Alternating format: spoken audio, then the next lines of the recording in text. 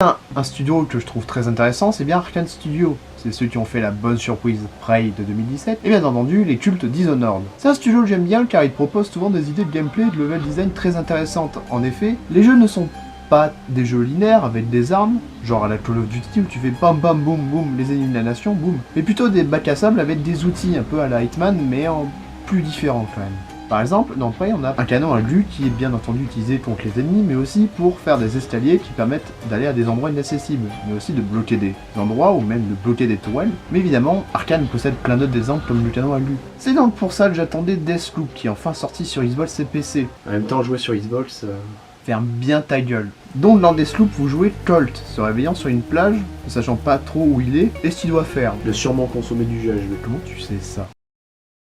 Il découvre qu'il a 8 cibles à tuer sur les 4 zones de Black Reef, et tout ça, vous devez le faire en une journée. Ah oui, j'ai oublié. Bah, sur Black Reef, il y a une boucle temporelle. C'est con, quand même un peu le postulat de base du jeu. Déjà, on peut remarquer que le jeu veut que tu sois à la place de Colt. Se faire arrêter par la police. T'étais pas censé être parti. C'est-à-dire que le jeu démarre quand Colt ne sait rien. Ne se souvient de rien. Comme le joueur. Le joueur et Colt ne savent rien de ce qui se passe. Et évidemment, Colt se souvient des boucles temporelles qui sont passées, comme le joueur. Or, par contre, il faut pas déconner, parce que des fois, Colt arrive à réfléchir plus vite que le joueur. C'est-à-dire que le jeu a des énigmes, est une enquête, mais Colt va beaucoup plus vite que moi à tirer des conclusions. Or, moi, pour tirer des conclusions, bah, j'ai juste à regarder les menus ou écouter ce que Colt dit. C'est un peu con, parce que le jeu, c'est quand même une énigme, puis c'est un puzzle où je fais des détartrages à la chevrotine, mais bon, ça c'est pas grave. Donc la plupart des boucles, vous allez récupérer des infos sur les cibles pour pouvoir les rassembler au même endroit. Parce qu'on peut pas tuer 2 personnes à la fois à 2 endroits différents. C'est le principe de la présence. Donc vous créez vos propres opportunités, un peu à la Hitman. Mais aussi pour ramasser des armes dignes de ce nom, parce que les vieilles pétoires que vous ramassez au début du jeu, qui sont aussi précises que la bite d'un pape, qui font autant de dégâts un nerf, et qui ont tendance à s'enrayer toutes les fois que Hanouna fait de la merde, ça va, non merci. Et après, vous allez découvrir des armes un peu plus, légendaires, c'est-à-dire des armes, tout con, hein. Un bijou de technologie après les préservatifs lumineux, une arme qui est 2 pistolets akimbo, et qui après se transforme en mitraillette. Osez me dire que c'est pas une super bonne idée. Mais pour tout ça, vous aurez besoin de Residium. Residium, c'est une ressource dans le jeu qui est très très importante, car vous savez, c'est une boucle temporelle, donc ton arme légendaire que tu viens d'avoir, tu la perdras à la prochaine run. Donc le Residium sert entre autres à garder les pouvoirs et les breloques, c'est-à-dire une sorte de modificateur de gameplay, genre sauter plus haut, machin, mes couilles. Garder aussi les armes, ce qui fait que c'est très important pour en récupérer un peu partout, sur des théières que vous trouverez un peu sur toute la map. Enfin, théière, c'est un peu tous les objets, un peu des objets random, évidemment sur les cadavres de vos cibles, parce que vous pouvez les buter plusieurs fois, c'est ça qui est drôle, et aussi quand vous mourrez, parce que vous avez quand même 2 chances avant de mourir définitivement, c'est-à-dire vous mourrez une fois, vous perdez du Residium, vous allez devoir aller le chercher, vous mourrez une deuxième fois, vous reperdez votre Residium, vous mourrez une troisième fois, vous recommencez la boucle. Oui, c'est un peu ça le jeu, c'est mourir et recommencer en boucle. C'est un peu les ennemis croient qu'on est mort, mais on revient, un peu comme Norman, enfin plutôt la carrière de Norman, mais il y a évidemment des super pouvoirs comme le pouvoir téléportation, tirer Dishonored, ou le pouvoir de connecter 2 ennemis comme ça, on en bute un et ça bute l'autre, comme dans Dishonored. Ça c'est dingue, hein. Il y a beaucoup de similitudes avec Dishonored. Mais évidemment, comme le propre d'Arkane, il y a beaucoup de possibilités. Comme pouvoir tuer Alexis à sa fête, et le truc c'est qu'il est déguisé en plein de PNJ, donc c'est difficile de le retrouver. Et ben on peut écouter les informations pour par exemple savoir qu'il aime la bière au chocolat, donc on coupe la bière au chocolat, boum, on l'égorge dans la cave où il va chercher ce qui se passe dans la canalisation. Soit on bute tout le monde, soit on coupe la musique, ce qui fait qu'il viendra gueuler.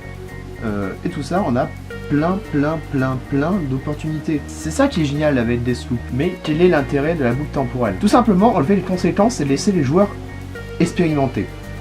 Car c'est un peu le problème des autres jeux d'Arkham. Tu peux voir toutes les possibilités. Ayant fini Prey, j'avais l'impression que j'avais fait 1/5 des possibilités du jeu.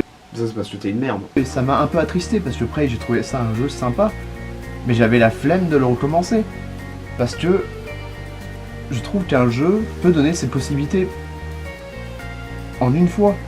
Et c'est un peu ce que je reproche à Prey, je peux le aussi reprocher à Dishonored, en particulier le 2, car le 2 vous propose 2 protagonistes. Ce qui fait que les protagonistes de l'un ou les capacités de l'autre ne l'aura pas. Et d'où l'intérêt de faire plusieurs runs du jeu. Or là, tu peux faire autant de fois que tu veux une run du jeu. Bah parce qu'une boucle, quand tu y penses, c'est une run du jeu. Le but du jeu, c'est de recommencer le plus de fois possible pour faire la run parfaite où tu arriveras à faire tous les objectifs. C'est ça qui rend Deathloop si intéressant, c'est que tu n'as pas de conséquences. Tu peux faire tout ce que tu veux. Vous savez ce que j'ai dit tout à l'heure sur Alexis, sa fête et tout ça, le mec habillé. Bah, toutes les façons de l'assassiner, t'es pas obligé d'en choisir une seule, tu peux tous les faire. Et ça, c'est pour toutes les cibles.